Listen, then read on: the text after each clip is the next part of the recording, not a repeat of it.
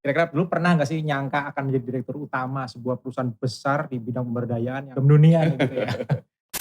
Bagaimana upaya PNM dalam membantu memulihkan ekonomi bagi warga yang terdampak pandemi? Yang tadinya mereka jadi ya cuman nyumbang buat kebutuhan keluarganya, jadi pendapatan utama. Iya, penopang utamanya. Gitu. Gajinya dari PNM jadi pendapatan utama.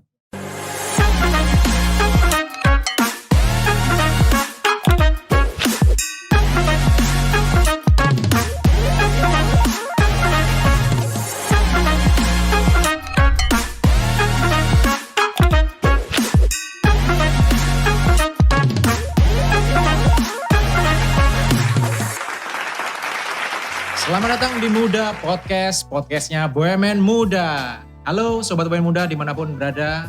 Mudah-mudahan belum bosan ya, bareng lagi dengan saya Argun Nugroho, ditemani partner saya Mas Kiki Iswara. Akan selalu setia menemani Sobat BUMN Muda semua.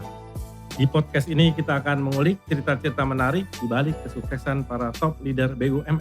Baiklah Sobat BUMN Muda, kalau begitu langsung kita sapa sosok yang sudah nanti bareng-bareng nih ya. Sudah hadir bersama kita Bang Arief Mulyadi, Direktur Utama di Permodalan Nasional Madani (PNM). Selamat datang Bang Arief di acara kami. Matur nuwun sudah hadir di tengah-tengah kita ya. Dan biar lebih enak nih ya, Pak Arief kalau izin Pak, kamu gimana kalau nanti kita sebut dengan Bang Arm? Namanya Bapak juga bisa dipanggil dengan Pak. Biar lebih akrab gitu ya Pak. Pak Oke. Boleh Pak. Oke, gimana? Apa kabarnya Bang Arm? Alhamdulillah. Alhamdulillah. Ya, alhamdulillah. Nah, sebelum kita ngobrol lebih jauh, kita mau tahu dulu nih bagaimana kesan pertama Bang Arem diundang datang ke Muda Podcast. Oke. Ya, buat saya suatu kehormatan nih Bang Arga, Mas Kiki hadir di sini. Karena ini kan forumnya BUMN Muda. Sementara kami PNM, keluarga besar PNM saat ini ada 57.600 orang. Wow. 98% itu malah bukan milenial lagi, Gen Z. Wah. Gen Z. Karena antara usia 18 sampai 25 tahun. Hanya kadang-kadang saya suka lupa umur juga. Bawa semangatnya ya. Luar biasa ini, luar biasa. Badannya nggak bisa dibohongin. Oke, sama seperti apa yang Bang Arm rasakan, ini sebenarnya menjadi kesempatan berharga nih buat kami di BUMN Muda dan Sobat BUMN semuanya gitu ya, bisa ngobrol belak-belakan langsung dengan pakarnya, pakar dari PNM. Sesuatu yang mungkin tidak semua orang dari kita bisa mengalami nih Bang Arm ya. Siap.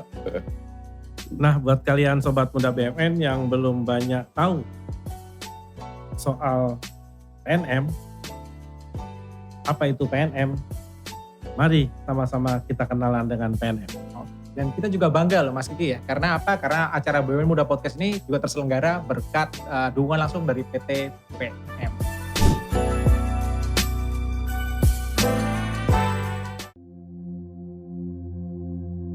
Ketika pandemi datang tanpa permisi, hidup terpaksa melalui transformasi. Situasi yang tidak mudah, terutama bagi mereka yang harus mengais rezeki di jalanan sepi. Saya dulu jualan kacamata kir. Jadi saya harus keliling dari rumah ke rumah, dari kantor ke kantor. Tapi begitu ada pandemi kan saya nggak bisa ketemu orang. Saya jualan canang karena pandemi, sekarang saya nggak jualan. Di tengah pandemi ini, Permodalan Nasional Madani tak berhenti untuk peduli dan menginspirasi pelosok negeri. Melalui Ulam dan Mekar, insan PNM pantang menyerah mendampingi mereka yang sempat kehilangan asa. Terus memberi harapan dengan pengembangan kapasitas usaha mulai dari sektor ultramikro hingga UMKM.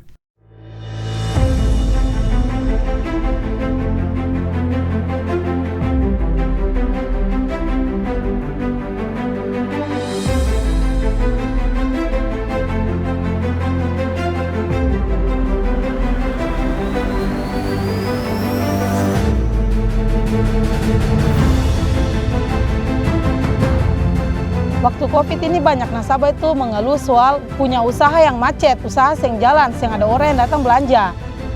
Kita kasih tahu gimana caranya usahanya itu mulai berkembang lagi karena pandemi Covid kemarin kan banyak usaha nasabah yang menurun.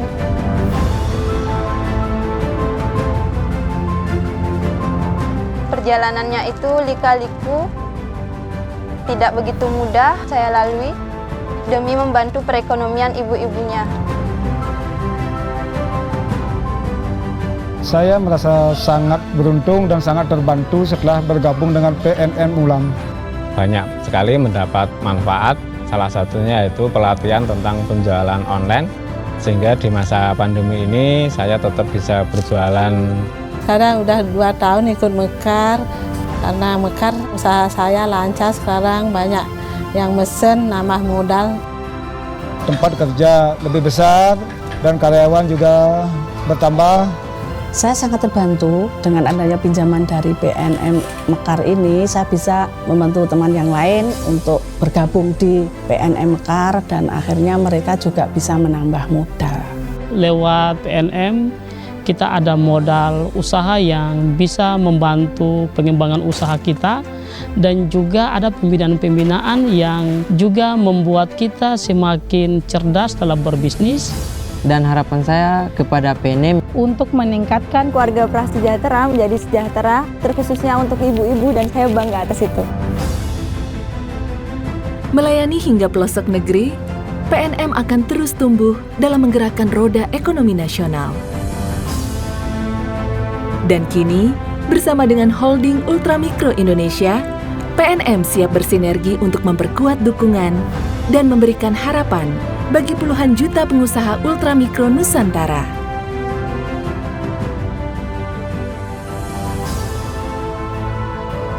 Permodalan Nasional Madani, tumbuh, peduli, dan menginspirasi.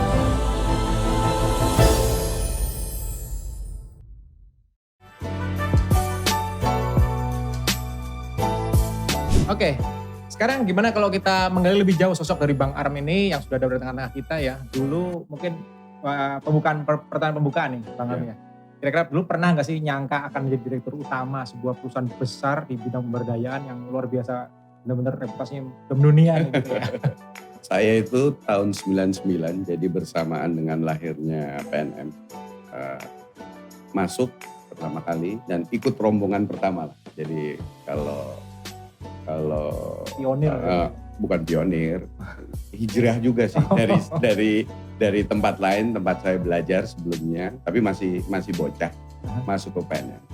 Dan saat itu saya masuk itu, saya sebagai staf terbawah.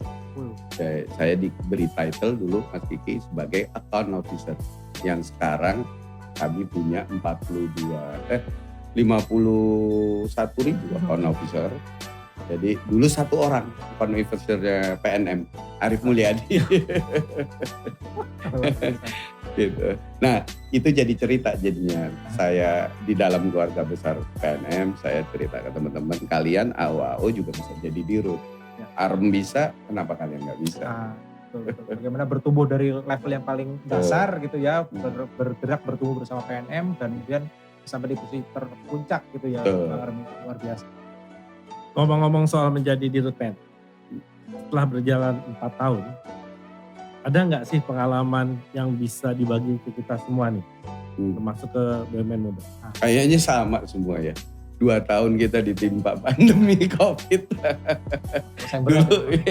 Dulu 9 awal berdiri kami masih di tengah krisis ekonomi. Ya, saya kenal Mas Kiki dan belajar dari Mas Kiki dari dulu. Kalau teman salah guru saya. Karena saya juga pernah jadi corporate secretary, jadi banyak bersentuhan dengan dia. 99 krisis ekonomi. Praktis karena kami didirikan khusus untuk membantu, membiayai dan memberdayakan usaha mikro kecil menengah. Kami bersentuhan langsung dengan para pelaku usaha mikro kecil menengah. Terdampak tapi tidak terlalu terdampak seperti pandemi ini. Wah ini 2 tahun ini Mas Kiki, tidak hanya Arif Mulyadi, tidak hanya Aram, tapi kami keluarga besar PNM banyak belajar dan hal-hal yang sebelumnya kita bayangkan kita bisa lakukan ini dalam 3 tahun, 4 tahun, itu harus dalam seketika harus bisa kita lakukan. Saya yakin teman-teman BUMN atau korporasi lain juga mengalami hal yang sama. Jadi tadi bagaimana Bang Aram cerita bahwa ini kondisi pandemi begini demikian berat gitu ya dan mengubah kita. Nah ini mungkin saya kaitkan dengan core values kita mungkin Bang Arif sebagai sama BUMN itu ada akhlak gitu ya. Nah ini sobat BUMN pasti juga tahu core values kita ini sudah jadi share common values di antara para BUMN. Nah ini kalau boleh mungkin Bang Arif share juga. Kira-kira core values ini dampaknya bagaimana kalau di PNM? Inline sebetulnya, karena sejak berdiri kebetulan saya yang diminta mempersiapkan semua.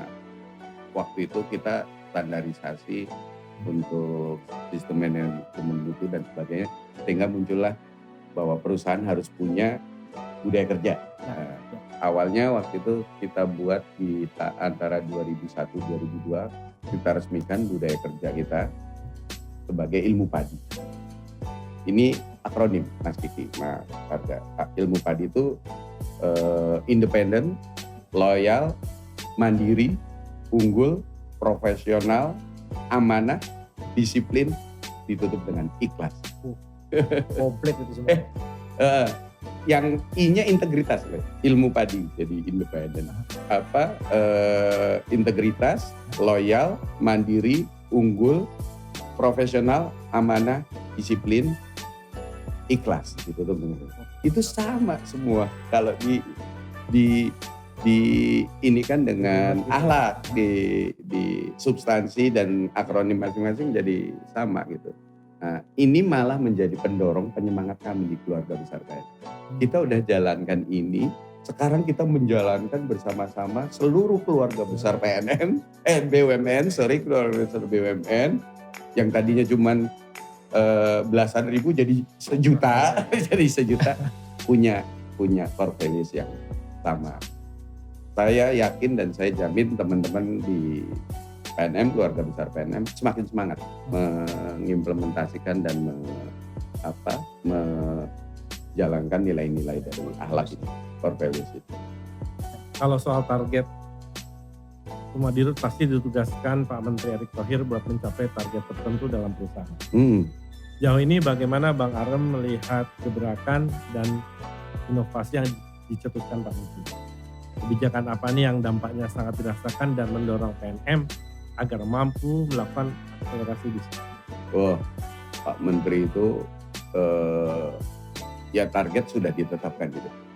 Jadi, yang jadi penyemangat kami Pak Menteri itu nggak lupa selalu tanya, kalau sudah tahu pencapaiannya berapa, minta dinaikin. Kami sebagai para pekerja yang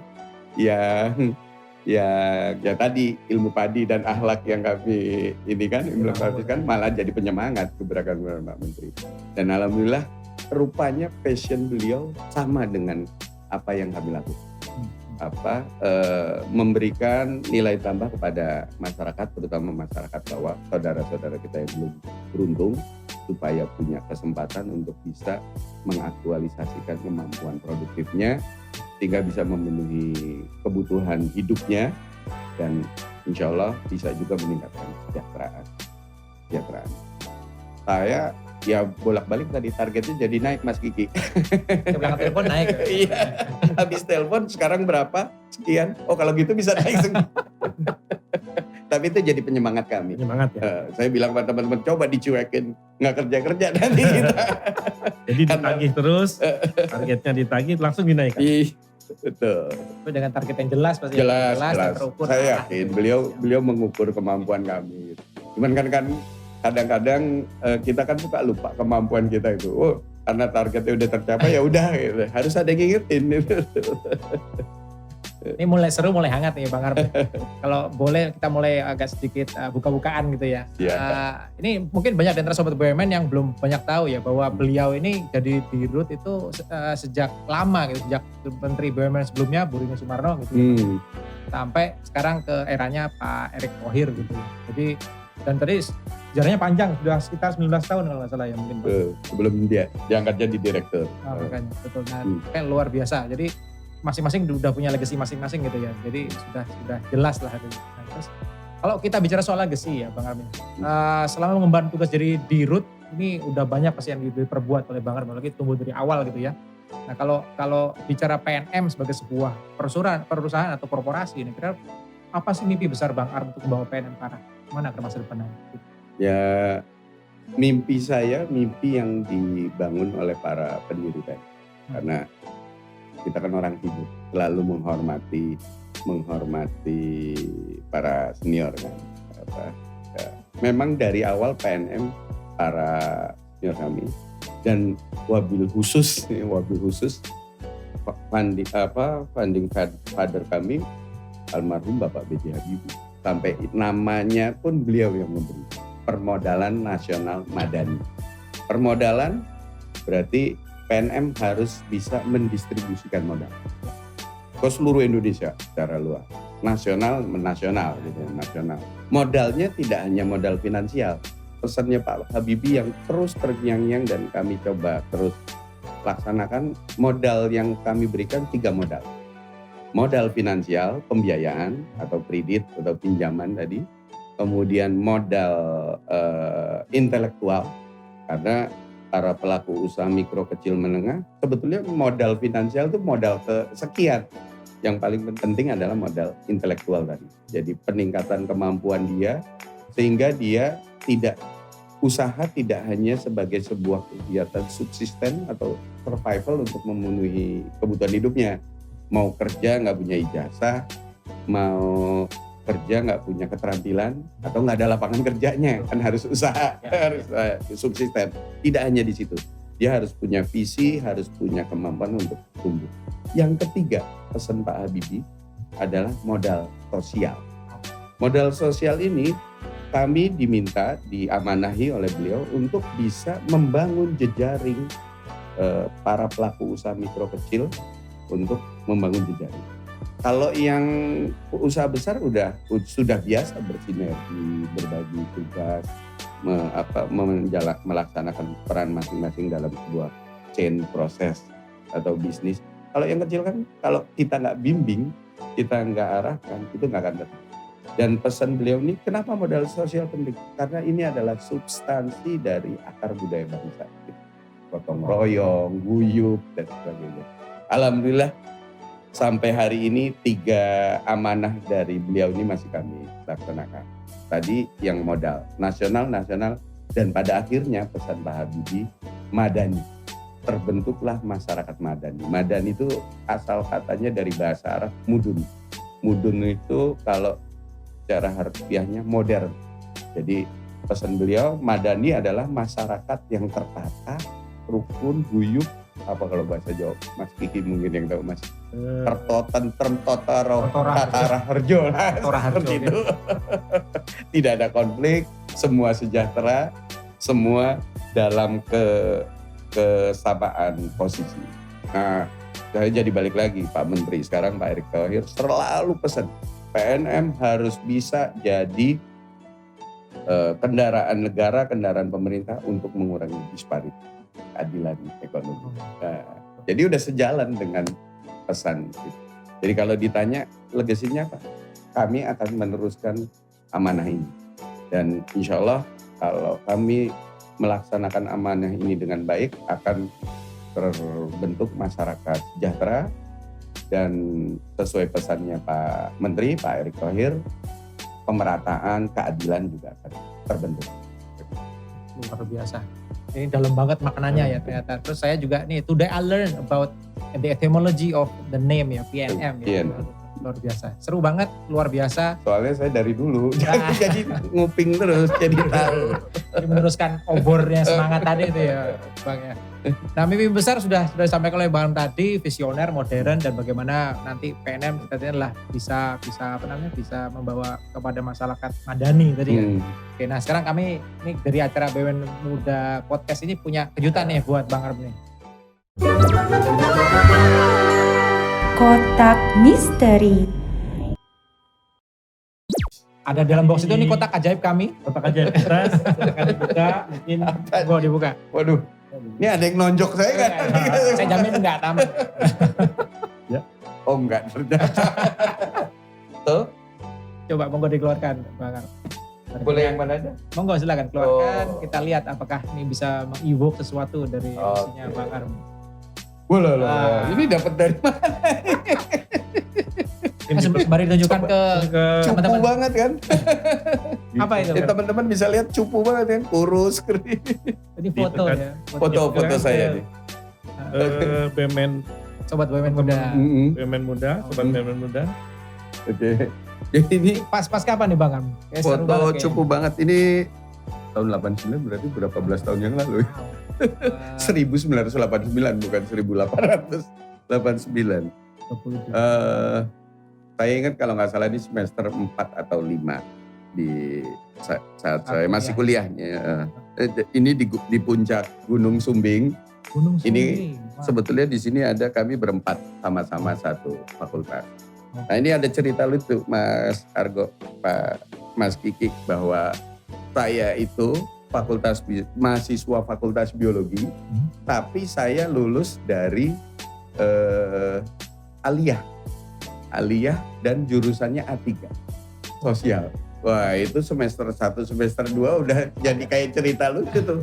Sakom. Halangan 1, IP 1, Nah untuk mendorong saya supaya semangat belajar, kebetulan di semester 5 kalau nggak salah ada pelajaran ekologi tumbuhan. Saya harus punya trigger yang membuat saya suka. Ya seperti sekarang di PNM saya juga jadi suka membantu masyarakat dalam bekerja. Nah ini saya maraton. Jadi dari Gunung Sindoro, dari Slamet malah. Mulai dari Slamet, turun, lari ke Gunung Sindoro, terus ke Gunung Sumbing. Seberang-seberangan dalam mungkin 2 hari. 2 puncak kami tempuh. Apa yang kami lakukan? Ada tugas mencari tanaman atau vegetasi endemik di masing-masing. Ini kan jadi kesukaan. Sesuatu ini buat saya nemu aja Mas Kiki. Iya. Berarti salah satu hobinya berarti beliau naik gunung ya Mas Kiki ya? Kan sekarang masih tahu kan? Enggak. Ini jadi olahraga buat saya bukan buat prestasi atau buat apa ya, kesukaan aja. Waduh ini lebih cupu lagi nih. Botak, hitam, kurus. Tambah lagi, hidup lagi. Kalau ini semester 1. Jadi saya kuliah di Universitas Jenderal Sudirman. Mungkin Mas Kiki, Mas Argo pernah dengar.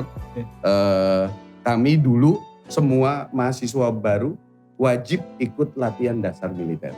Karena kami punya, bukan menwa, tapi seluruh mahasiswa barunya. Karena kami membawa nama besar pahlawan kita, Jenderal Sudirman. Sebulan ini. Di mana itu Bang? Di kampus dan sekitar kampus. Ya persis latihan dasar militer. Persis menwa atau mungkin calon-calon kadet atau militer lain. Itu juga kayaknya bisa botakin ya gue dulu. Ya makanya kurus, botak, kurus, hitam, tambah hidup lagi. Ini masa-masa perjuangan kayak. Semester 1 ya? Semester 1, semua baru masuk. Ini paling bisa BUMN muda mengingat saya ke masa lalu nih. Jadi ingat umur lagi. Tapi menarik ya, jadi banyak sekali nih ternyata sobat muda BUMN ya. Banyak hal-hal yang menarik dari Bang Arm ini, tamu kita kali ini gitu. Dari suka naik gunung, tadi kan sempat keliling beberapa gunung bahkan ya Bang ya.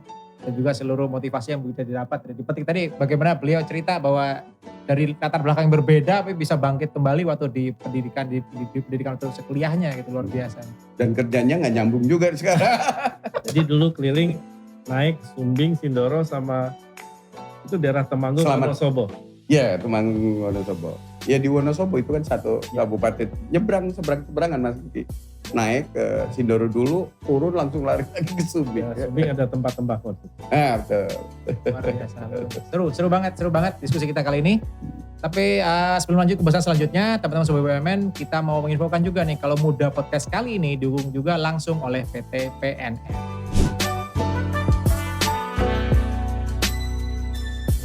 Oke, Bang Arm, kita kembali lagi di Muda Podcast.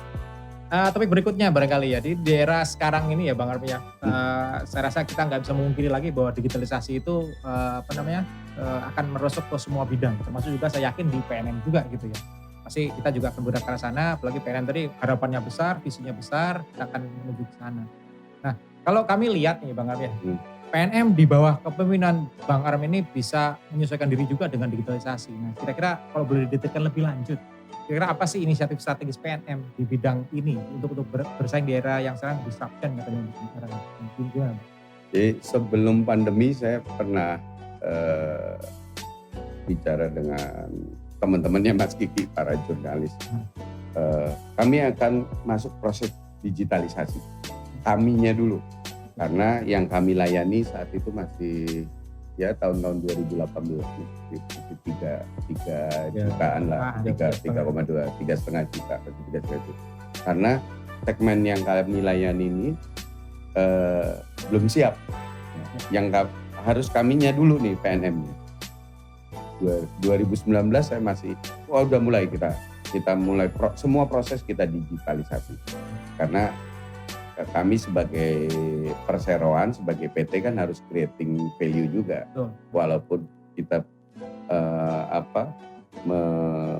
creating value sosial, tapi ekonomi value-nya juga harus jalan. Jadi proses semua harus efektif dan produktif lah, lebih produktif. Gak tahunya pandemi datang 16 Maret yang tadinya saya rencanakan, ya gampangannya masa saya 2022 insya Allah habis besok gitu. Ini harus buat saya sendiri harus ada legacy, karena saya akan berdosa kalau meninggalkan rumah ini. Nantinya yang menggantikan harus cari lagi, harus ada sesuatu yang saya tinggalkan. Pokoknya paling enggak 2021 2022 sudah selesai. Nasabahnya nanti next step-nya. Karena pandemi yang tadi saya bilang di awal, dan memang Pak Menteri juga bolak-balik sampaikan, pokoknya yang tadinya 2 tahun harus jadi 6 bulan, yang setahun harus jadi 3 bulan. Kejadian. Ya ada pembatasan mobilisasi, ada pembatasan bertemu, karena kami kan intens bertemu dengan nasabah. Ya per hari ini ada 10,9 juta nasabah, itu terbentuk dalam mungkin sekitar 650 sampai 670 ribu kelompok yang setiap minggu masing-masing kelompok bertemu. Jadi setiap hari ada hari pertemuan tuh hanya 4 hari, Senin, Selasa, Rabu, Kamis. Itu rata-rata berarti ada 2,7 juta 2,7 juta nasabah ibu-ibu, dan ada 150 sampai 170 ribu kelompok. Ada pandemi, wah, itu kan agak susah. Belum lagi selain keterbatasan PPKM dan protokol kesehatan yang harus kami perhatikan, seperti sekarang nih, kita jaga jarak. Asal jangan sate dibikin jaga jarak, jadi isinya itu makin sedikit. Itu digitalisasi menjadi bukan satu keharusan, tapi jadi satu kebutuhan. Ya, alhamdulillah udah berjalan. Dan proses ke nasabah pun sudah kami percepat. Yang memang sudah siap, kami percepat untuk masuk ke proses digital. Apalagi ini berkah juga buat kami. Saat ini kami menjadi bagian dari holding Ultramikro Indonesia. Kami punya 2 abang. Induk kami umurnya udah 126 tahun besok di Desember. Satu lagi abang kami Pegadaian 106 tahun. Jadi banyak shortcut learning proses yang bisa kami lakukan. Langsung nyolong ilmunya dari abang-abang kami. Dan itu insya Allah bisa terus berjalan dan semakin cepat. Karena jadi target holding Ultramikro Indonesia. Baik. Berbicara digitalisasi, kita tahu selain membawa manfaat, digitalisasi juga ada dampak negatifnya. Salah satunya kecanggihan teknologi yang menghilangkan peran tenaga kerja manusia. Nah, bagaimana langkah Bang Aram menghadapi dampak dari digitalisasi ini, dan bagaimana komitmen PNM dalam upaya menciptakan lapangan kerja? Ini yang saya terus pasti ada kekhawatiran. Wah, digital nanti AO-nya PNM dikurangin dong. Buat apa dikurangin? Saya sampaikan ke teman-teman, jangan dikurangin, tambahin targetnya. Yang atas juga kan nambahin target kami gitu. Tambahin targetnya, produktivitasnya. Dan dengan digitalisasi terbukti Mas Kiki, Mas Arga.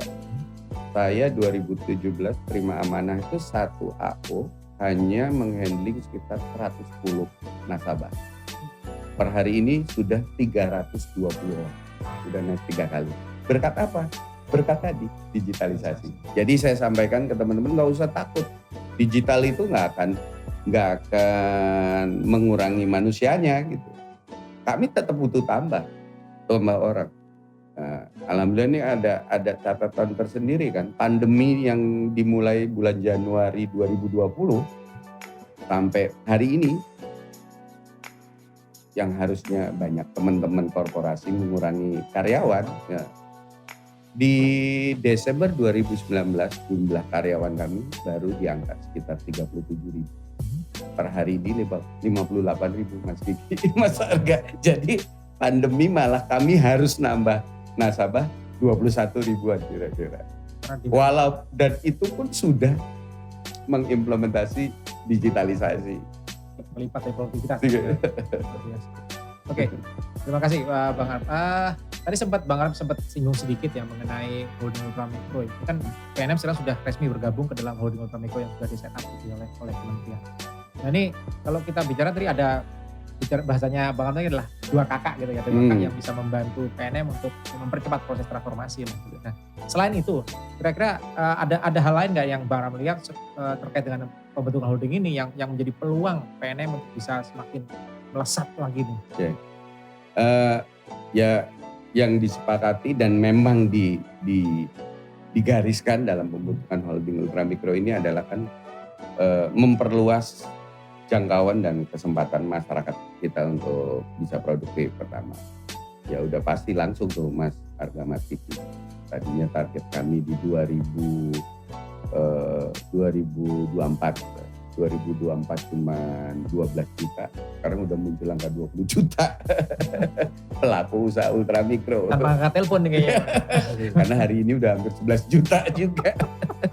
11 juta, itu satu. Dan rasanya berat buat kami kalau sendirian mengejar target itu. Malah mungkin bukan cuma berat. Hampir tidak mungkin bisa kami laksanakan. Tapi ini satu berkah buat kami keluarga besar PNM bahwa target ini menjadi target bersama. Bertiga, BRI, sebagai Indo, Pegadaian dan kami bareng-bareng untuk mencapai itu. Satu, itu dari sisi korporasinya. Tapi dari sisi idealnya, dari tujuan negara, si para pelaku usaha ultramikro dan mikro ini kan harus sustain. Kalau kami masih parsial sendiri-sendiri, PNM sendiri, selesai dari PNM belum tentu bisa masuk ke BRI atau selesai di tengah jalan misalnya butuh bridging atau apa, Pegadaiannya mungkin akan sulit masuk karena kami nggak punya ruang atau rumah yang sama untuk menghantar dan melayani mereka. Nah, satu nilai tambah dari holding ultramikro ini adalah kesinambungan pembinaan dan pemberdayaan buat mereka. Jaminan kesinambungan pemberdayaan dan pembinaan mereka menjadi jaminan bagi bangsa dan negeri ini, insya Allah menjaga mereka tidak jatuh kembali ke dalam strata kemiskinan. Dan bahkan kalau bisa secara dua-dua tumbuh. Kalau bahasa saya karena saya santri ya, merubah mereka dari mustahik, orang yang harus dikasih, menjadi mujaki, menjadi orang yang bisa memberi ya. Dan itu terjadi. Jadi dari fakta PNM Mekar dan program-program PNM lainnya yang sudah kami laksanakan, minimal yang PNM Mekar yang 5 tahun ini, yang tadinya buat mereka sendiri pun makan susah, sekarang sudah bisa ngajak tetangga-tetangganya ikut berusaha. Jadi sudah banyak yang naik kelas. Sudah banyak yang naik kelas dalam tatanan kami lah. Tapi kami belum bisa announce ini bahwa mereka sudah naik kelas gitu, karena kami masih harus intens mendampingi dan menghantar mereka untuk semakin naik kelas. Baik, Bang Aram, dengan adanya pembentukan holding tersebut terjadi sinergitas antara BRI, Pegadaian, dan PNM. Salah satunya ya ini adanya Sentral Layanan Ultramikro. Senyum. Ya. Seberapa besar manfaat tersebut untuk PNM dan nasabah menurut Bang Aram? Oh, banyak banget Mas Kiki, banyak banget manfaatnya, udah mulai terasa. Walaupun ini baru prototipe, kita mulai di bulan Juni kemarin. Jadi baru prototipe lah. Nah, sekarang setelah sah secara legal gitu ya, sudah akad di tanggal 13 September kemarin, ini kami perluas, kami bertiga perluas. Buat kami banyak proses administrasi, misalnya menarik uang dan menyetorkan uang angsuran nasabah, kewajiban nasabah menjadi semakin mudah. Karena di Senyum itu kami jadi satu rumah. Ya. Ada ya, itu intinya BRI-nya itu, unitnya BRI, kemudian ada desk-nya Pegadaian, ada desk-nya PNM. Kalau PNM saat ini khususnya Mekar memang lebih banyak jadi percepatan proses. Jadi belum banyak memberi nilai tambah untuk penambahan nasabah lewat referral dan sebagainya. Tapi insya Allah ini akan terbentuk.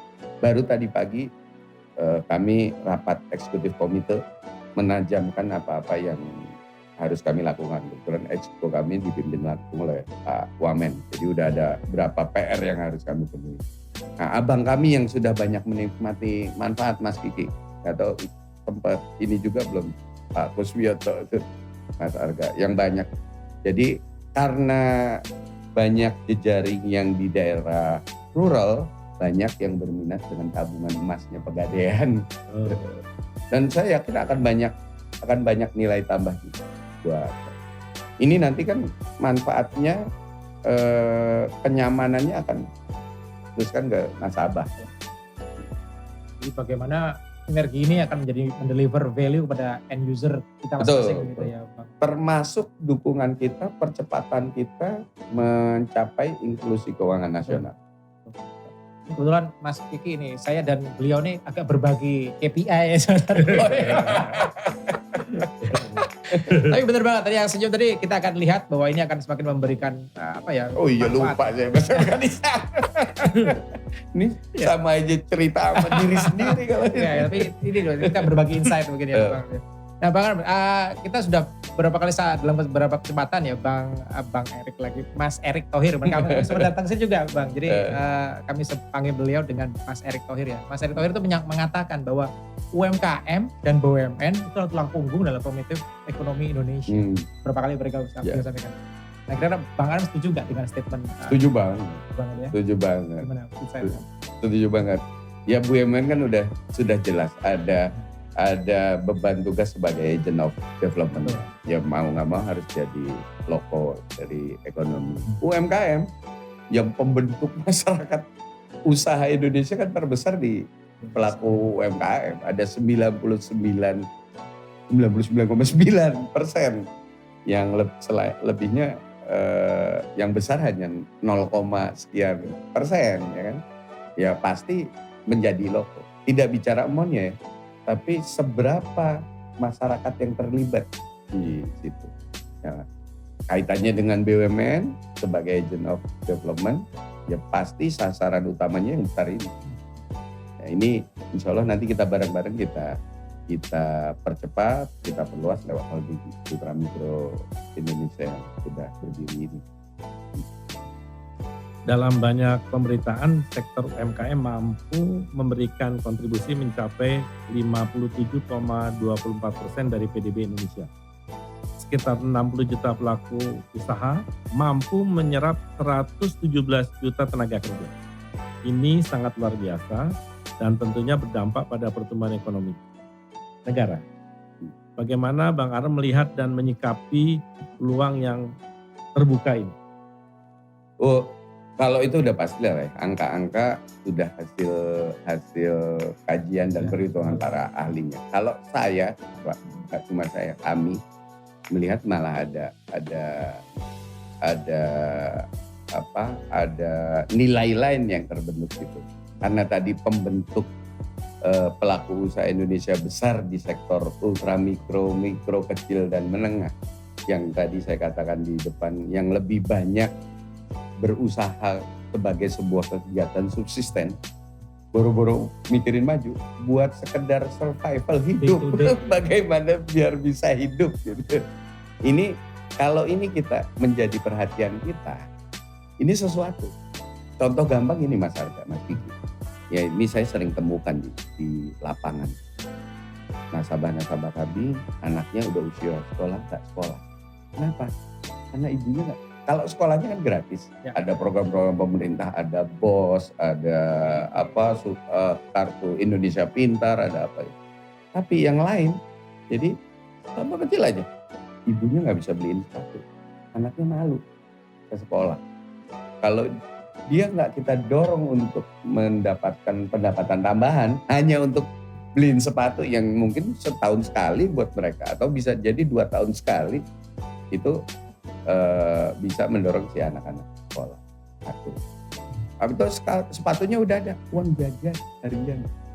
Kalau si orang tuanya nggak punya pendapatan lain, hanya punya pendapatan dari buruh, dari tani yang hanya cukup untuk makan, mereka si anak, ya anak sekarang lah, nggak mau ke sekolah kalau nggak dikasih uang jajan yang even hanya cukup buat beli es bonbon atau apalah. Seperti itu. Nah, ini program kita sama-sama ini ya, yang KUR Super Mikro, KUR, terus yang pekerjaan dengan kreasi, PNM dengan ulam dan mekar, itu banyak mendorong hal-hal seperti itu, Mas Kiki, Mas Ari. Bahkan saya ada cerita sedih. Boleh nggak nih saya cerita sedikit? Sometimes saya seneng nemenin anak-anak kami, teman-teman kami AO. Jadi sometimes saya tungguin dia, teman-teman lagi istilah kami PKM-an, pertemuan kelompok mingguan. Nah, saya nunggu di ya kayak gardu jaga. Ada anak kecil lari-lari depan, cowok pakai baju cewek. Pakai baju cewek. Kalau cerita ini saya jadi agak ini mellow nih. Lari-lari depan saya panggil. Saya tadi belajar sudah jadi ngomong jadi kita. Saya tadi ya. Kenapa pakai baju cewek? Ini punya teteh saya. Terus kenapa dipakai? Kan teteh lagi sekolah. Nah, terus kalau tetehnya nggak sekolah, ya dipakai teteh. Terus ya saya pakai apa?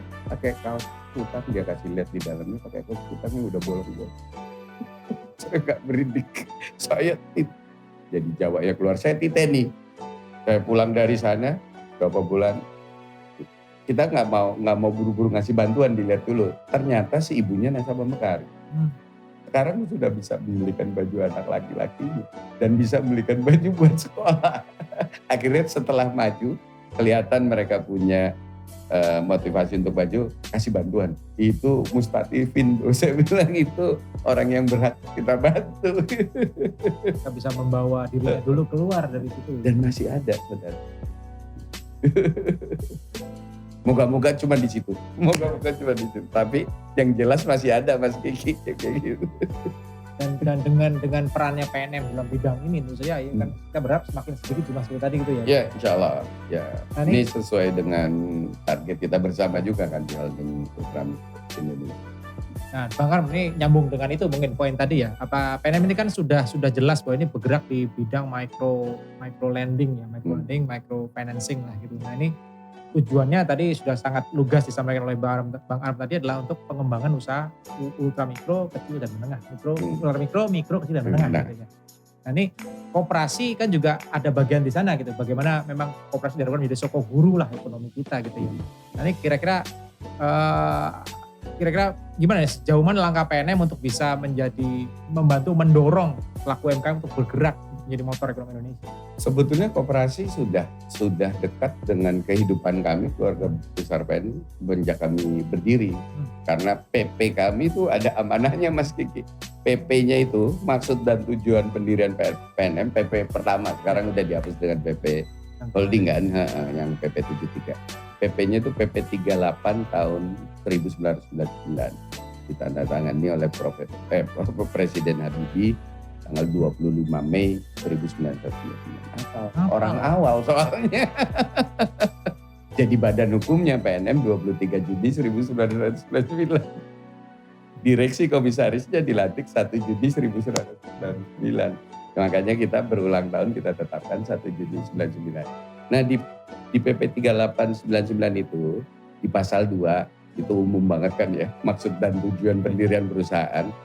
Pasal 2 di ayat 1 disebutkan maksud dan tujuan pendirian perusahaan ini adalah untuk melaksanakan aktivitas jasa pembiayaan termasuk kredit program dan jasa manajemen dalam rangka pengembangan dan pemberdayaan koperasi koperasi usaha kecil dan menengah. Dulu nomenklaturnya masih UKM karena mengacu ke Undang-Undang Nomor 1 Tahun 95, terus berubah ke Undang-Undang 10 2008 jadi ada mikronya. Nah, kita juga ikut berubah menjadi usaha mikro kecil menengah. Jadi koperasi itu sudah bagian dari kami sebetulnya. Bahkan kami punya divisi khusus lembaga keuangan mikro syariah yang kliennya atau customernya adalah koperasi. Kami punya divisi jasa manajemen untuk pemberdayaan koperasi dulu waktu awal-awal di Dasawarsa pertama lah. Kenapa kami bantu koperasi? Karena pemerintah waktu itu dan kami yakin untuk memonetisasi lokal, untuk mendorong aktivitas perekonomian lokal, harus ada lembaga masyarakat yang bergerak menjadi motor di sini. Makanya kita dukung koperasi. Kita punya beberapa bisnis dengan induk-induk koperasi. Ada PNM IKSP, ada PNM BMT Nasional dengan induk koperasi syariah, ada PNM Inkoapti, induk koperasi wanita. Jadi banyak. Cuman bergeser tugas kami mulai 2015 untuk menurunkan tingkat kemiskinan secara sistemik melalui dorongan dan dukungan bagaimana masyarakat mengaktualisasikan kemampuan produktifnya, terutama ibu rumah tangga. Concern itu agak terlewat lah. Tapi saya yakin kita sama-sama nih di Holding Ultra Mikro akan bisa ngelirik kembali ke situ. Karena kita juga butuh fronting yang melanjutkan hasil kerja kita. Dan sesuai juga dengan arahan Pak Presiden kan, bahwa para pelaku usaha mikro kecil menengah ini harus dikorporatisasi. Korporatisasi pelaku usaha ini yang paling tepat menurut saya saat ini koperasi, karena lebih banyak dibangun kekeluargaan dan pengeroyangan. Gitu. Ya. Seperti yang kita tahu, Pak Erik terus mendorong agar perusahaan BUMN bersinergi dan berkolaborasi dalam penanganan COVID-19. Bagaimana upaya PNM dalam membantu memulihkan ekonomi bagi warga yang terdampak pandemi? Nggak usah warga, nasabah PNM waktu pas awal pandemi terdampak Mas Kiki. Jadi saya itu ingat banget 16 Maret 2020 tahun lalu. Itu kan baru awal PSBB mulai diketatkan lah. Itu kita jumlah nasabah kita ada 6.463.810 hari itu. Kerjaannya nggak hafal ya, dijitak Pak Menteri tadi. 6.463.810. Semua teriak hari itu. Jadi saya 16 Maret kami putuskan di board dan manajemen kita liburkan dulu 2 minggu.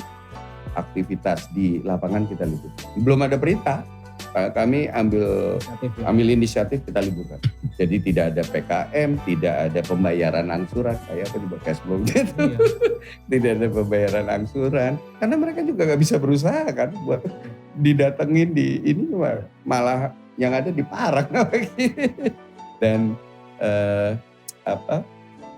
ya pertemuan pemberdayaan juga mau nggak mau kita lakukan.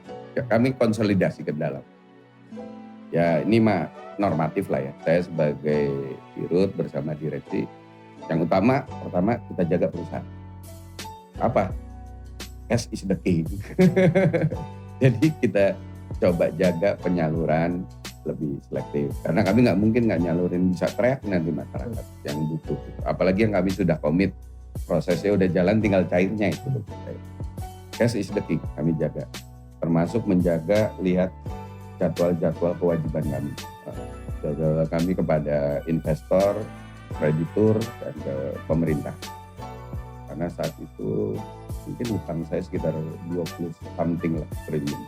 Tapi kan setiap bulan ada kewajiban. Nah, kedua, penyemangat karyawan. Ini harus dijaga, harus dijaga. Nah, semakin kita bangun soliditas, kita sama-sama hadapi pandemi. Karena saya sadar teman-teman ini yang di lapangan itu kan keluarganya juga terdampak. Apalagi tadi karyawan kami usianya 18 sampai 25 tahun. Yang masih punya orang tua, masih punya kakak, masih punya, semua terdampak. Yang tadinya mereka jadi ya cuman nyumbang buat kebutuhan keluarganya. Jadi pendapatan utama. Ya, penopang utamanya. Gajinya dari PNM jadi pendapatan utama. Saya putuskan, ya kami sepakati tidak ada potongan apapun buat karyawan untuk menjaga semangat. Udah nggak apa-apa. Yang penting cash flow, hak-hak dan kewajiban kita kepada karyawan kita penuhi, semangat. Ketiga baru kami lakukan treat kepada para nasabah. Setelah dihitung-hitung 70% terdampak pandemi. Ya sejawa nasabah kita waktu itu 70% di Jawa terdampak. Ya ada beberapa di daerah luar Jawa tapi nggak banyak. 70% terdampak.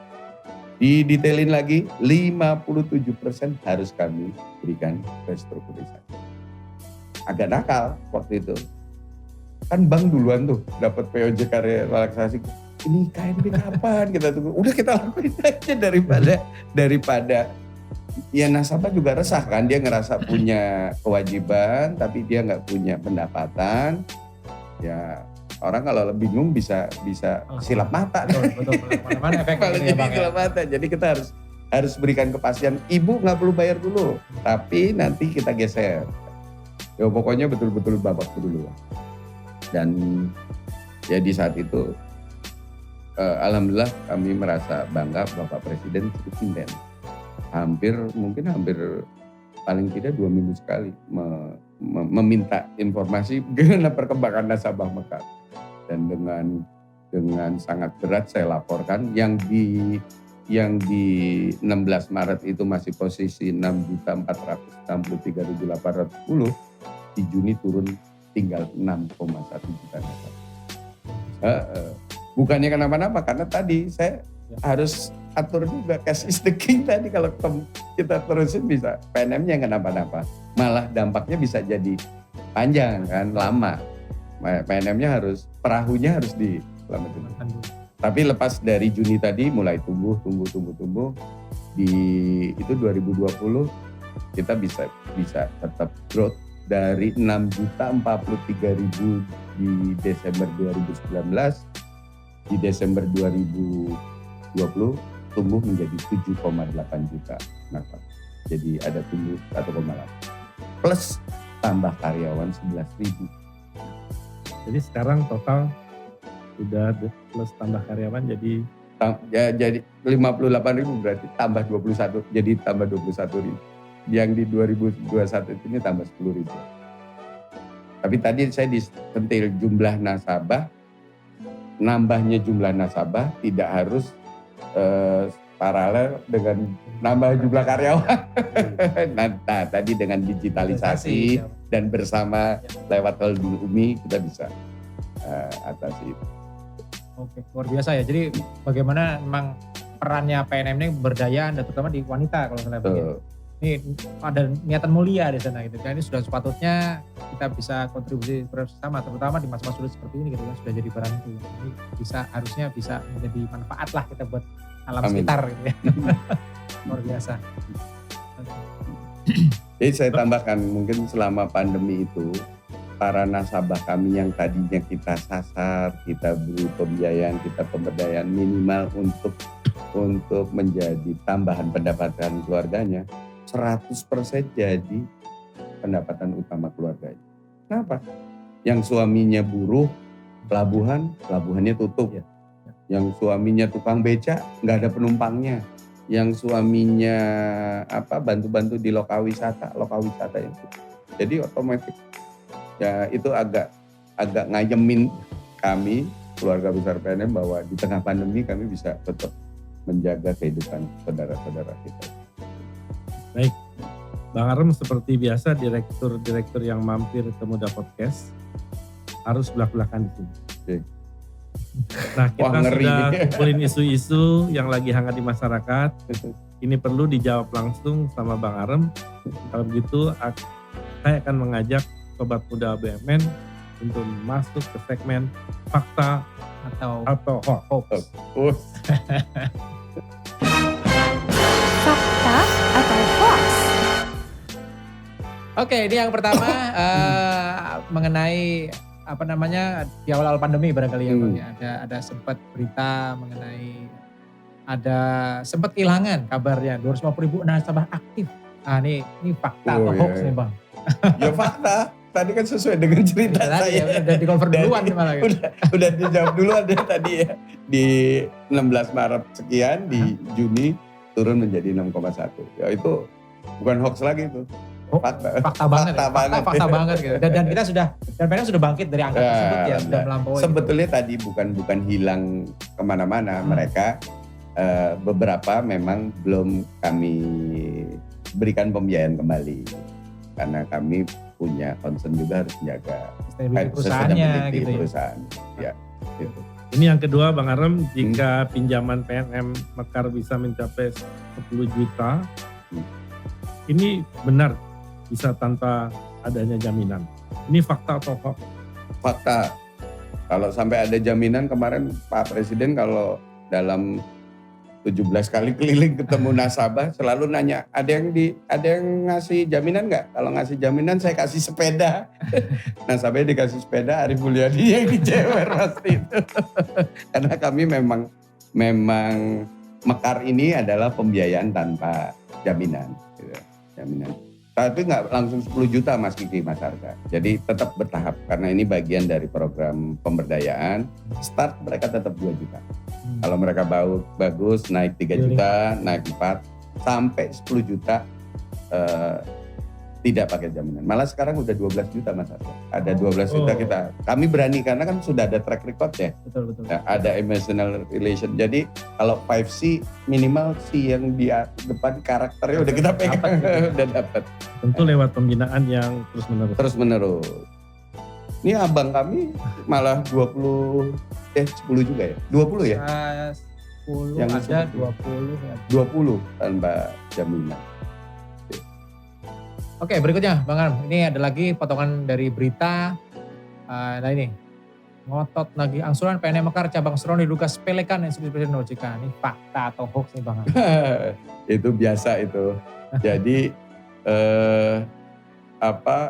sebetulnya hoax ya, hoax. Jadi berita itu dimunculkan oleh salah satu nasabah yang kesel sama teman-teman kelompoknya tadi kan, karena ini grup lending.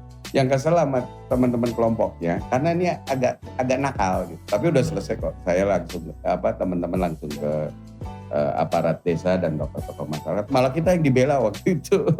Cuman kan kadung muncul berita itu. Hanya sekali. Sudah diselesaikan. Dia kesel, diingatkan oleh kelompoknya, kalau nggak salah 15 orangan, karena dia tidak disiplin memenuhi kewajibannya. Ya kalau nggak mau bayar, jangan nggak datang dan nggak ada kabar lah istilahnya gitu. Terus merasa diintimidasi. Ya ada pihak-pihak yang melihat ini satu, apalagi kan bunyinya instruksi presiden dan sebagainya, ada pihak-pihak yang ngangkat itu diangkat.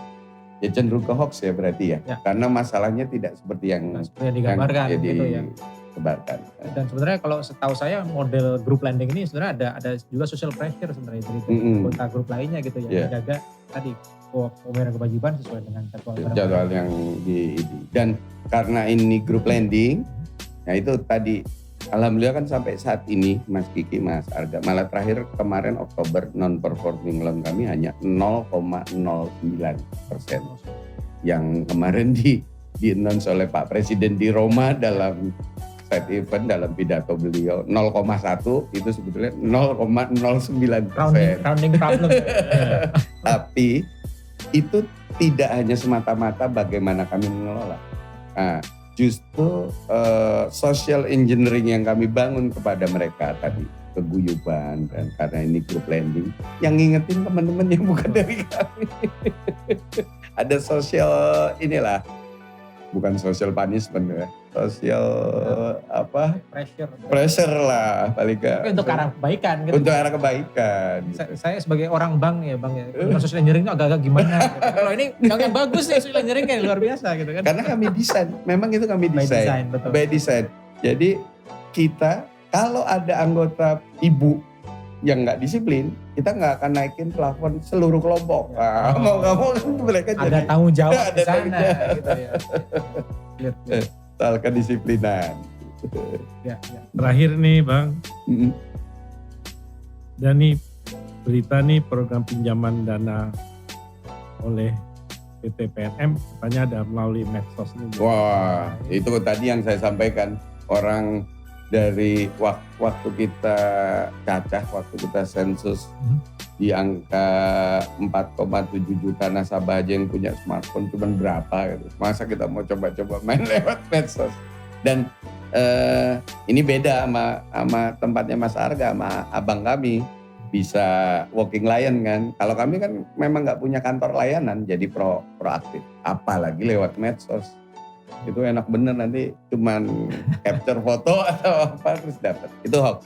Sampai hari ini belum ada layanan pembiayaan atau pinjaman kami yang kami berikan melalui medsos. Itu jangan sampai salah ya sobat muda BUMN ya. Jadi jangan sampai tertipu dengan hoax tadi. Jadi tadi ada beberapa yang fakta, ada yang hoax ya. Jangan sampai salah gitu ya. Oke, Bang Arm, terima kasih atas fakta hoaxnya gitu, penegasannya gitu ya. Ini kita masuk ke segmen terakhir nih, kita bagian dari Muda Podcast ini. Di segmen terakhir ini kita lebih pengen tahu tentang program-program yang digagas oleh PNM. Ini pasti PNM dengan tadi visinya besar tadi pasti punya stepping stones-nya seperti apa, programnya seperti apa. Nah, ini kita mau coba bahas gitu ya Bang ya. Ya benar sekali, bahkan banyak yang membawa manfaat langsung ke nasabah dan masyarakat. Ya karena terutama PNM Mekar ya, karena kan lebih banyak teman-teman BUMN muda dan masyarakat kenal PNM Mekar. Ya, ada yang kedua PNM Mulam, tapi itu ya sudah lebih banyak orang tahu lah. Kalau PNM Mekar ini kan lebih banyak ke aspek pemberdayaan, Mas Diki. Nah, aspek pemberdayaan. Nah, pemberdayaan dan peningkatan sejahtera. Di tahap ini kami sudah melihat perlunya nilai tambah selain pembiayaan. Karena sasaran utama kami adalah masyarakat prasejahtera, kalau bahasa zaman dulunya miskin, dan rentan sejahtera atau rentan miskin. Kalau dia sudah bisa memenuhi beberapa kebutuhan utamanya, basic needs-nya, harusnya meningkat ke kebutuhan berikutnya. Kami coba modify, saya yakin ini menjadi peluang kita Mas Arga di holding UMI ini. Sementara karena kemarin belum masuk, kita siapkan kerjasama dengan SMF Persero lewat program Home. Karena ya hampir semua dan mayoritas nasabah Mekar ini usahanya di rumah. Kalau rumahnya di renov, itu identik dengan di renovnya tempat usahanya kan, satu. Jadi kami lihat ini masih relevan. Kedua, soal sanitasi. Kami bekerja sama dengan beberapa NGO, salah satunya water.org untuk dukungan sanitasi dan jadi pembiayaan tambahan. Ke depan akan ada beberapa lagi. Kami baru usulkan ke Exco Holding UMI dan supaya inline nanti dengan dengan program kami bertiga di holding Umi untuk pengembangan nasabah-nasabah yang sudah mulai tumbuh. Sudah bisa kita berikan tambahan lain sebagai bentuk, sebagai wujud bagaimana mendorong mereka untuk hidup semakin lebih layak lah, hidup lebih layak, intinya ke situ. Jadi aspek prosperity approach-nya. Betul, prosperity lebih pas ke prosperity. Jadi tadi Bang Arif sudah menjelaskan mengenai Mekar tadi ya, program PNM namanya Mekar ya. Mekarnya 2 harokat, ada A-nya 2 soalnya. Pakai itu ya, pakai. Santri juga. Oke, makasih Bang Arif. Sangat menarik ini program Mekar, para sobat RKM.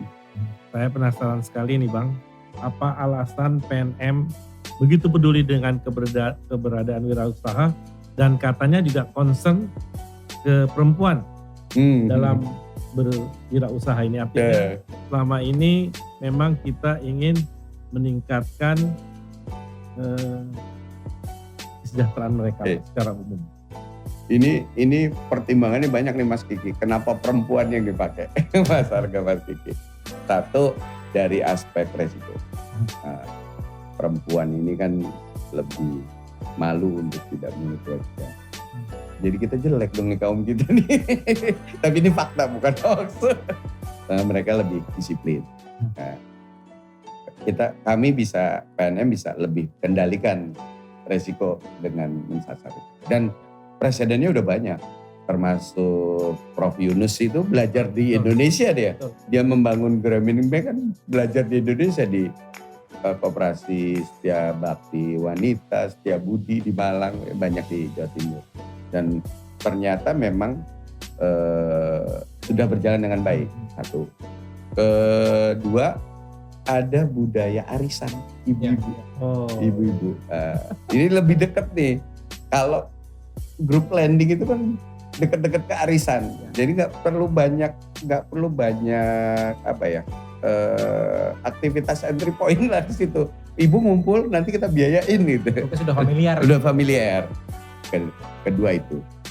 Ketiga yang lebih ini, kalau yang laki pasti kemauan untuk usahanya tidak setinggi perempuan. Dan lebih banyak ya mungkin secara apa sih namanya istilahnya marwah secara pride-nya dia lebih suka jadi pekerja dan tidak di lokasi itu kan, misalnya even hanya jadi buruh angkut di pelabuhan yang jauh dari rumahnya atau jadi buruh angkut di pasar dan sebagainya. Kalau seperti itu kan ini susah usaha dulu. Ini lebih mudah kita insentif untuk mendorong mereka untuk berusaha si perempuan. Kedua. Ketiga, ada misi ideal yang idol yang kami sasar. Kalau si ibunya usaha, anak-anaknya akan setiap hari ngelihat orang yang berusaha. Sometimes akan terbentuk para entrepreneur, mindset usaha, ada creativity usaha, ada dorongan untuk mencari celah, mencari keuntungan dan sebagainya. Nggak berpikir nanti saya mau jadi kepala seksi di kelurahan, saya mau menjadi carik atau sekretaris desa. Saya pengen jadi pengusaha. Karena faktanya sampai saat ini nggak ada pengusaha yang lahir brojol cita-citanya pengusaha kan. Kalau setiap hari di depan mata mereka dan per hari ini ada 10,9 juta ibu yang sedang berusaha, ada 9 mungkin minimal kalau dia punya anak satu, ada 10,9 juta anak yang saat ini melihat ibunya berusaha dan akan membentuk karakter dan mental dia untuk menjadi pengusaha. Yang namanya pengusaha pasti jatuh bangun susah, enaknya terjadi dan dia juga lihat akan lahir juga para entrepreneur yang nggak punya mental yang kuat juga karena dari kecil sudah di depan mata dia. Itu ada misi ideal. Kenapa perempuan tadi pertanyaan Mas Kiki kan itu. Jadi, pada banyak kali itu kadang-kadang kita takut ya untuk memulai usaha itu karena kita nggak punya pengalaman. Kalau lihat tiap hari itu ibunya gitu kan. Di depan dia. Betul. Jadi ya sudah lebih terbiasa dan tahu lah. Kalau bercandanya teman-teman bercanda di jembatan gitu atau di pojok-pojok gang di gardu ronda kan, yang habis dari kecil belajarnya ibu ke pasar, ibu membeli pepaya, dia gak jadi usaha, dia jadi pembeli. Nah, ini kita coba ubah yang PNM coba ubah gitu ya Bang. Ini pembelajaran secara langsung. Betul. Di depan ya inilah life learning yang dia hadepin setiap hari. Terus bisa jadi gini, jangan diambil, belum untung, nanti ngambilnya belakangan. Itu terbentuk kan. Iya. Misalnya jual gorengan gitu 10, jangan diambil, nanti ngambilnya kalau udah laku 6. Kenapa? Kenapa sih Bu? Kan anak sekarang kritis. Kenapa? Belum untung. BEP ya, belum BEP. Tapi itu pembelajaran. Betul. Jadi multifungsi dan multi. Ya insya Allah kan kita kan harus punya misi-misi yang ya apalagi kita BUMN tadi kan ada peran agent of development harus punya dampak panjang yang kita tanamkan mulai hari ini. Nah, Bang Arm tadi menyambung cerita yang Bang Arm sampaikan tadi soal ibu-ibu dan apa ya suka dukanya di sana sebagai pengusaha. Nah, ini kan ya kita sama-sama aware tadi bahwa mayoritas nasabahnya PNM adalah kaum wanita gitu ya. Dan juga ini wanita juga perannya sebagai tiangnya keluarga kan juga besar gitu. Kadang-kadang punya kebutuhan lain. Nah, kira-kira apa yang PNM lakukan untuk memastikan tadi bahwa uang yang sedemikian besar disalurkan oleh PNM tadi dengan harapan yang juga equally big gitu ya, bisa penggunaannya benar untuk usaha tapi tidak untuk yang lain-lain. Jadi cara memastikannya seperti apa? Satu, ya memang kami punya jaring tadi lewat pertemuan kelompok mingguan yang tepatnya. Karena ada monitoring yang secara frekuen, tepat dan rutin ya kelihatan. Satu. Kedua tadi social engineering dari kelompok. Karena di pertemuan kelompok mingguan itu kami lebih banyak, para karyawan kami AO kan nggak banyak amat ilmunya, orang anak-anak umur 18-25. Dia hanya bertugas memfasilitasi sharing antar mereka. Sharing kesalahan, sharing kerugian, sharing kegagalan, sharing keberhasilan. Yang dibahas di dalam pertemuan kelompok. Ini tambahan Mas Kiki, yang biasanya ibu-ibu nyender di pagar, di bawah jemuran ngomongin orang, ini ngomongin usaha. Jadi produktif lewat PKM. Hentikan gibah pakai PNM aja gitu kan. Paling asik kan ngomongin orang. Nah, ini ngomongin usaha. Satu, sharing. Dan di situ tadi ada social pressure yang berubah. Mereka akan marah si kelompokan. Makanya tadi ada salah satu berita yang muncul itu akan marah kalau uang yang diberikan oleh PNM tidak digunakan untuk usaha. Dan kami yakin itu, kami di PNM yakin itu. Ya wujud refleksinya adalah nilai non performing loan yang bisa kami kendalikan di bawah 0,1. Paling tinggi itu kita 0,19 itu di April 2020. Karena belum sempat ngapa-ngapain ini lagi gue. Sorry 0,24 kalau nggak salah, di atas 0,2. Itu aja saya sedih banget.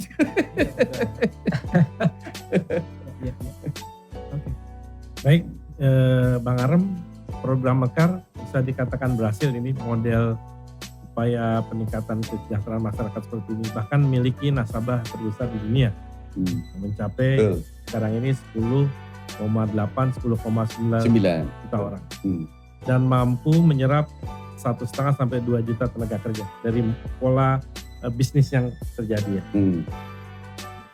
Itu hal yang patut diapresiasi dan membuat bangga. Apa target PNM selanjutnya untuk menciptakan lapangan kerja baru? Kalau dari sisi kami sih Pak, Mas Kiki, Mas Arga, kalau lapangan kerja yang terbentuk ya 10,8 jutanya itu. Yang tadinya dia cuman tadi nyender pagar sama di bawah jemuran bergibah. Sekarang jadi pengusaha. Nah, 1,5 sampai 2 itu adalah tenaga bantuan yang mereka rekrut karena usahanya udah berkembang. Sebetulnya kalau perhitungan kami tuh pengali kami kalau nasabah kami sekarang 10,8 itu kali 1,3. Itulah serapan tenaga kerja yang kita bangun. Ya tentunya satu, ini belum selesai tugasnya, bukan udah jadi nasabah, udah usaha terus udah. Yang Mas ada pengalaman, abang yang udah 126 tahun, itu yang namanya pelaku usaha mikro, kecil, apalagi ultra mikro. Kalau nggak ditemenin terus pasti berhenti juga. Ya banyak kasusnya. Kalau bulan puasa pengusaha ultra mikro tuh banyak bener.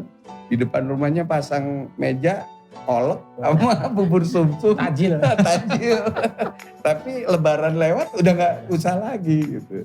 Nah, hal-hal yang seperti itu yang perlu kita jaga adalah konsistensi mereka, kesinambungan usaha mereka. Dan target idealnya tadi kan, sekarang mereka hanya kegiatan subsisten. Harapan kami ada misi pengembangan yang tertanam di mereka. Selain tambahannya tadi bonusnya, anaknya punya mindset usaha, punya jiwa entrepreneur. Itu Mas Kiki. Dan segmen yang dilayani oleh PNM ini ya itu kan ultra mikro ya. Kaum ultra mikro itu kan apa ya, mudah tumbuh, banyak sekali tadi contohnya kayak jamur, tumbuhnya cepat, hilangnya juga. Nah itu dia, mudah tumbuh tapi mudah juga patah. Dan model pemberdayaan PNM ini adalah juga tadi selain memberikan financial value juga ada memberikan advisory juga gitu ya Pak ya. Nah ini program, kita punya program Mekar, ada ULAM, PKU dan segala macam itu sedang diupayakan oleh teman PNM gitu. Dampaknya juga terasa tadi kan, bagaimana pemberdayaan terjadi, multiplier efeknya tadi di sisi lawan pekerjaan juga kelihatan juga. Nah ini kan luar biasa ya untuk kemajuan bangsa kita gitu ya Bang. Nah ini kira-kira ini capaian ini apakah sudah ultimate nih, sudah level yang kafah gitu, atau ada kenyataan lain yang lebih tinggi lagi? Gimana, ya harapan kami mereka tumbuh. Kalau kasar-kasaran ya misalnya nggak harus 100% dari 12 juta, dari 13 juta, itu kan udah sesuatu buat negeri dan bangsa ini. Makanya kemarin kami ambil tagline adalah tumbuh, peduli, menginspirasi.